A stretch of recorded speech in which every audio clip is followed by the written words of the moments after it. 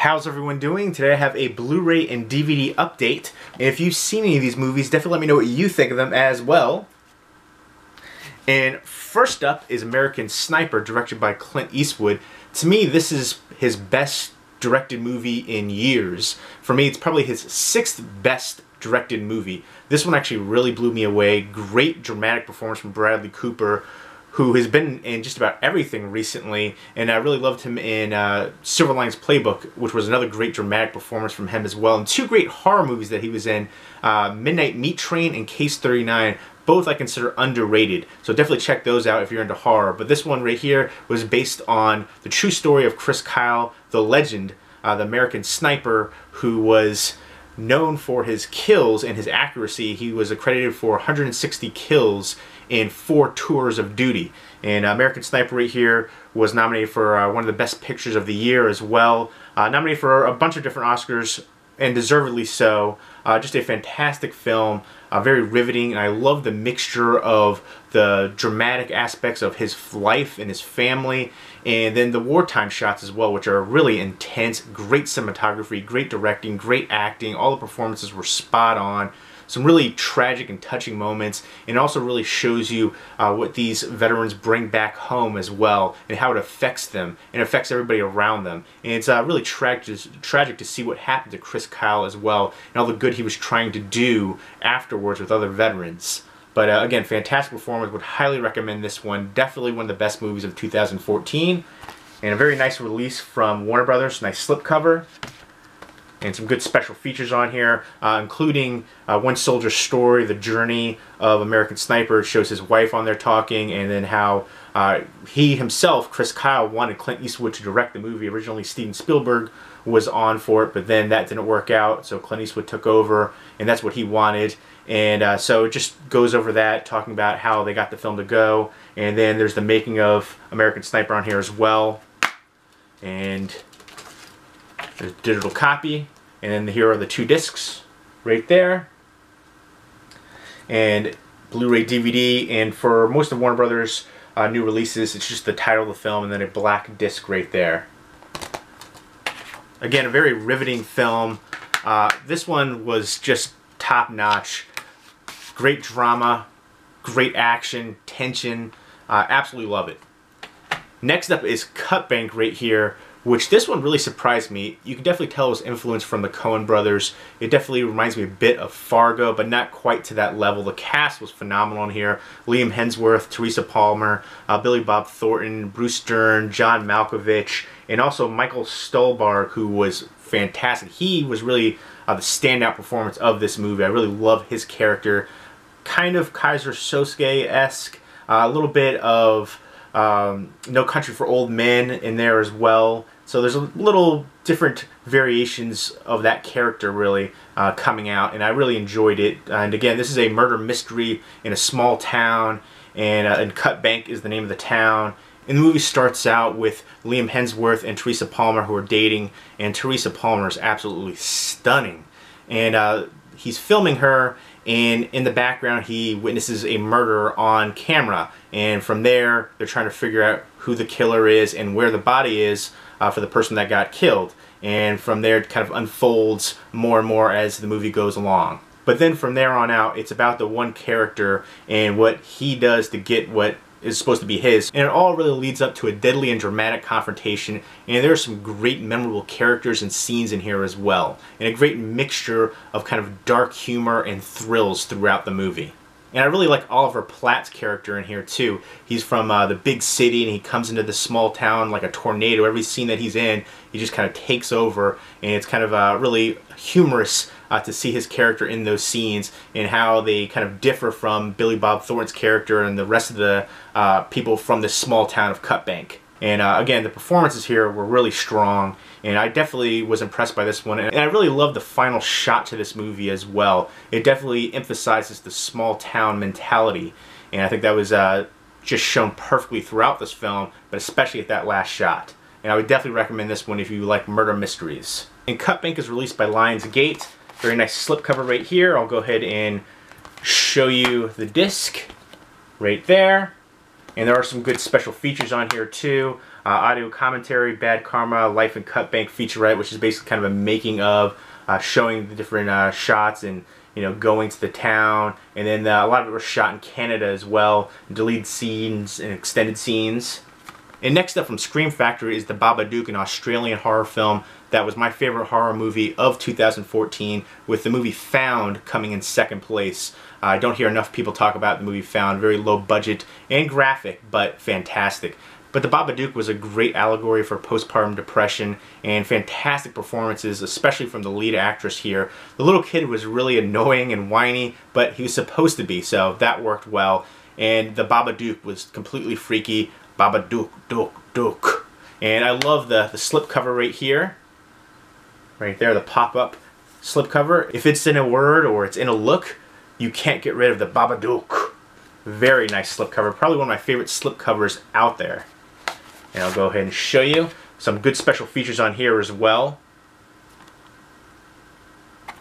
And there is the disc artwork, and you can have reversible artwork right there, which I love to see companies doing this. You see Arrow Video does it a lot, and Scream Factory has been doing it a lot lately as well. It's a nice added touch. It's a very atmospheric film, and I did a full movie review for this one already, so you can check that out by clicking here, or you can check that out on my channel, The Babadook Movie Review. And next up is The Barber from Arc Entertainment, and this one really surprised me. I didn't hear too much about this one, but it's about this story of a serial killer who essentially gets away with murder, and he decides to essentially change his whole identity and move to a small town, and somebody finds him, and there's kind of a twist to this character right here. He finds him and says, teach me your ways, teach me how to kill, how did you do it, how did you get away with it? And of course, the character is a little bit skeptical, and he's a barber now, and so he's not too sure, and so he feels like he has to prove himself. And of course, there's some red flags that kind of tell you that maybe it's not all that it seems to be, but there is a bit of a twist at the end, which I really did enjoy, and I love the final scene. There's actually an alternative ending on here, but I'm glad they didn't go with it. I actually liked this ending that they went with. I think it really worked for the film. Some really strong performances in here, especially from Scott Glenn. He definitely blew me away in here, and some really good tension and thrills in here. And the whole time you're watching this movie, you're thinking, is he really a killer or is he not a killer? And you're trying to figure it out, and little by little there's little clues throughout. And I love their one scene when he has the picture and he figures it all out. And there's a certain scene towards the end of the movie where you see a picture of the barber too. I just really love that. And a really nice slipcover for it. And there is the disc artwork. I would definitely recommend this one. I thought that it has some really good tension all throughout and great acting performances. Next up is The Cobbler with Adam Sandler and Cliff Method Man Smith. Meth in the house right here. And Ellen Barkin is in here, Steve Buscemi, a few other recognizable faces. This is one that I didn't hear anything about, which is really odd for an Adam Sandler movie. Even some of his movies that I consider to be not very good at all, Jack and Jill, Grown Ups, I can't say was, I liked it, but I didn't love it. Grown Ups 2.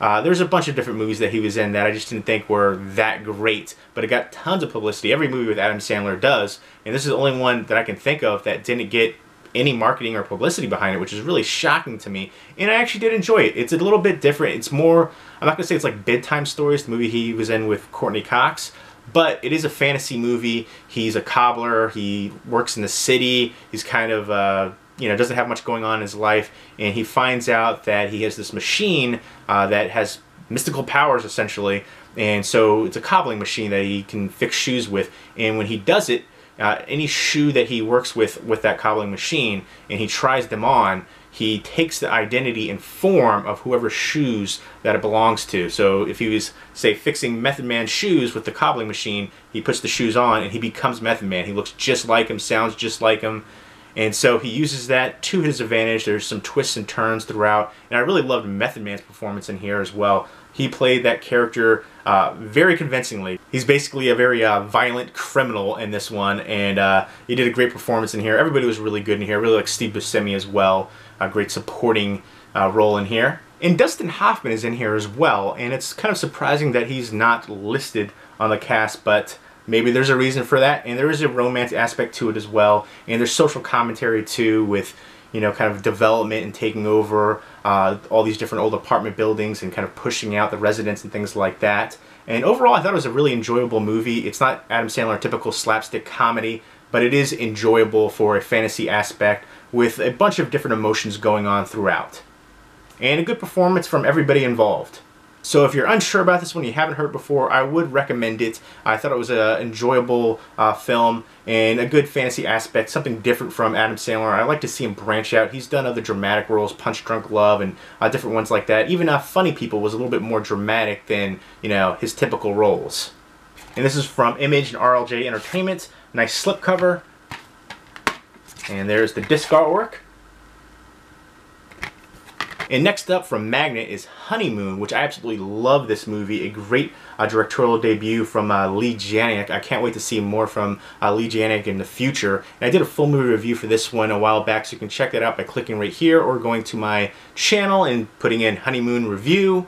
And this is a great horror sci-fi movie, great atmosphere, fantastic acting, and for the most part it focuses on the two main characters, a newlywed couple going to the small cabin in the woods for their honeymoon, and one night something weird happens and she goes into the woods and she seems to be completely different since then, and he's trying to figure out what happened to her, and there's a lot of mystery and intrigue going on and some really good thrills, and the ending is what really makes this movie for me. Absolutely love the ending.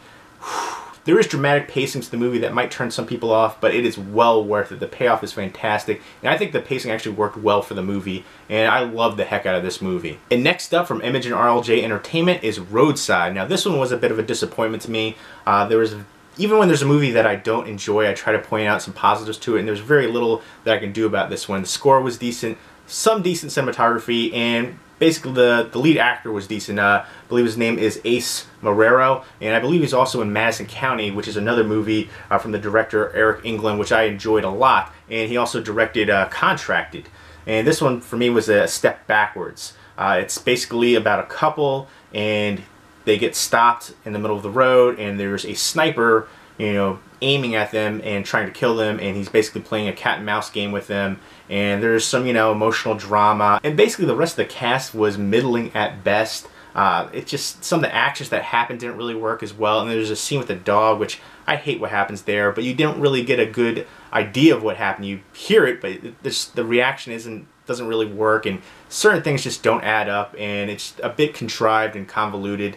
And you know, there's taglines on here, you know, taut, suspenseful, creepy and intense, an absolute must-see. There's somebody in here that reminiscent of Hitchcock. There's a blurb on here, and that is just ludicrous and blasphemous, honestly.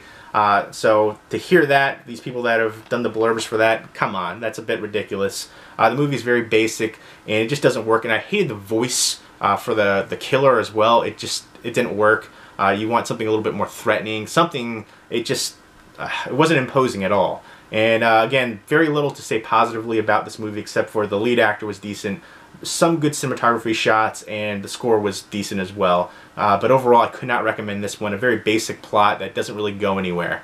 And you could see that kind of twist at the end coming a mile away. Nice slipcover for it, and the good artwork too. I would say that the artwork would kind of draw me in right there, but I could not recommend it. Don't listen to all the blurbs, trust me. Nice disc artwork, and there's interior artwork right there for other releases from RLJ and Image Entertainment, some other horror movies, including Madison County, also from the same director, Eric England. And I really did enjoy that one. I'm looking forward to Madison County 2, which I hope they do. So while I did not like this one from you, Mr. England, I do enjoy other movies that you've done, and I'm looking forward to what you do in the future. I'm hoping this one was just a bit of a hiccup. So there you go. If you've seen these movies, definitely let me know what you think of them as well. Leave me a comment or video response down below. Hope everyone's doing well. Take care.